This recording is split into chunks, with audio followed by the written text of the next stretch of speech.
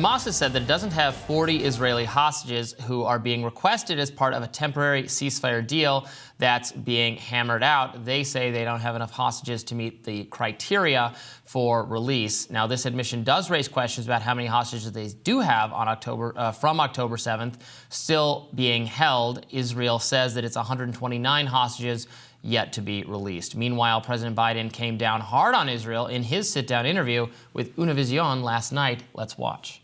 I think what he's doing is a mistake. I don't agree with his approach. I think it's outrageous that those three vehicles were hit by drones and taken out on a highway where it wasn't like it was along the shore. It wasn't like there was a convoy moving there, etc. So what I'm calling for is for the Israelis to just call for a ceasefire, allow for the next 6-8 weeks total access to all food and medicine going into the country. Now, many media figures on both sides of the aisle are voicing their anger at Israel's actions and the slow response from the United States. First, let's listen to what Jon Stewart had to say on his show this week. See, this is where Israel's actions get interesting, because you might say Israel's war is different than Ukraine's. Israel's responding to an attack and a hostage crisis. But in the midst of that, they pulled a little something in the West Bank on March 22nd that might be notable. That's not even Gaza. That's the West Bank. So you can't say it has anything to do with defending yourself against Hamas. Let's see if America upholds its rule against taking land. He was referring there to, of course, an unprecedentedly large land grab in the West Bank, which is a clear violation of international law. Here's a little bit more from Jon Stewart. Why do we tiptoe around on eggshells? They slap America in the face, and our response is, well, if anyone slapped us in the face, it'd be concerning, that's for sure. I mean, raising a hand to a delicate body part of the face, if true. The verbal gymnastics that the American government must undertake so as not to offend the delicate sensibilities of a country we provide most of the weapons for is... All right, and making some strange bedfellows, Tucker Carlson also weighed in on the conflict as well, critical of the United States' position. Let's take a listen. And you may be asking yourself, well, wait a second. If Christian leaders won't stand up for the lives of Christians, why have them in the first place? And that's probably a good question. So you would think that in Congress, where there are many self-professed Christians, somebody might be piping up on behalf of their brethren in the Holy Land. But no, just the opposite, in fact. For example, at a town hall event last month, Michigan Congressman Tim Walberg, a former evangelical pastor, said he would like to see the region treated like Hiroshima was treated. Watch this. We shouldn't be spending a dime on humanitarian aid. It should be like Nagasaki and Hiroshima. To be clear, as a theological matter, Christianity is not the religion of Hiroshima and Nagasaki. It's the religion among all world religions that uniquely abhors mass killing.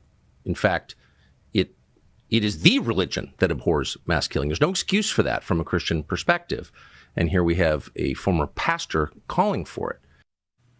So lots to discuss here.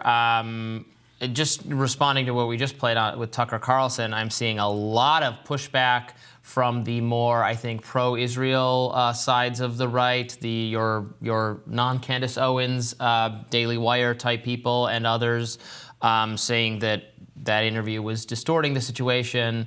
This is more criticism from the right than I've seen Tucker Carlson get in a while, interestingly enough. Of course, also getting a lot of support as well from the less hawkish side on the right, or the more, I guess, skeptical of unlimited funding to Israel, asking, what are we even doing here? How is this making things better? And then, him talking about the plight of Christians in the region. Remember the Justin Amash, former member of Congress, of Palestinian descent, born in the region, came here as a younger person, talking about Christian family members who were killed by Israeli military action, I believe a drone strike that struck a church. So it is interesting to see that discussed. Yeah, one of the oldest Greek Orthodox churches has been bombed in the world.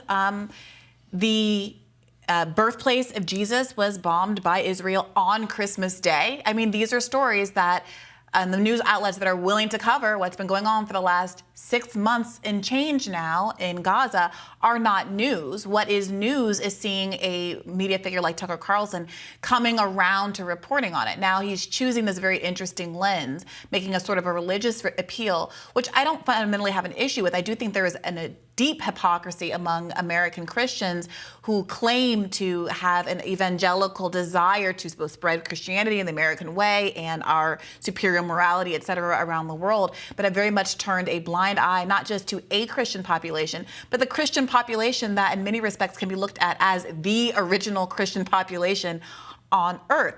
Now, needing to throw in the idea that Christians are uniquely opposed to violence or mass murder, talking about Hiroshima and Nagasaki is overkill and bizarre. I mean, the three major world religions share largely the same texts, have the same prohibitions against violence.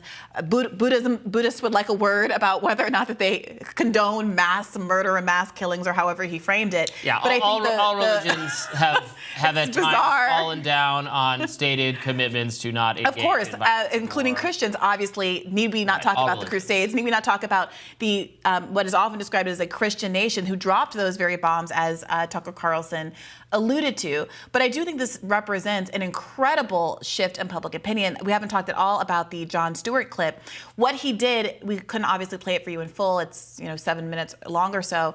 But he goes through clips of American leaders and spokesmembers of the Biden administration responding to Russian aggression in Ukraine, speaking very forcefully about how they condemn using food as a tool of war, for instance. And then when asked about those same actions when perpetrated by Israel against the people of Gaza, you get, well, I'm very concerned. And he has a supercut of John Kirby and other Biden spokespeople saying basically, oh, I'm concerned when they're pressed on why they have a very hypocritical stance when it comes to Israel as opposed to their condemnations of Russia. And so that's where you get that clip of him saying, well, maybe they'll eventually admit that they are concerned about X, Y, and Z. But this is the fundamental problem. Going back earlier to the Biden clip, he seems to be speaking pretty forcefully there about how distasteful he found found what? I think this is important.